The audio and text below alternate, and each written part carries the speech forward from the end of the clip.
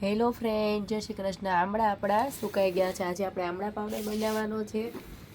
આમાંથી બી અલગ પાડવાના છે। ત્યારે મારી પાસે ટાઈમ નહોતો એટલે મેં નહોતા અઠવાડિયા વીણા। અત્યારે હું સાફ કરી અને અલગ પાડીને આપણે પાવડર તૈયાર કરવાનો છે। જો આવી રીતે અહીંયાના બિયા છે, જો અહીંયા અલગ પાડ્યા છે, આ બધા એના બિયા છે। આ આપણે અહીંયા સાફ કરીને દળવા માટે તૈયાર કર્યું છે।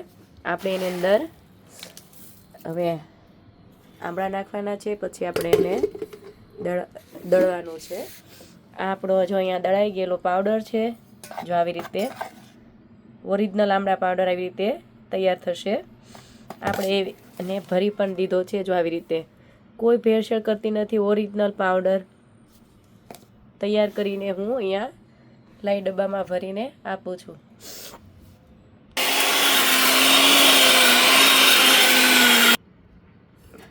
આપણો આમળા પાવડર છે તૈયાર।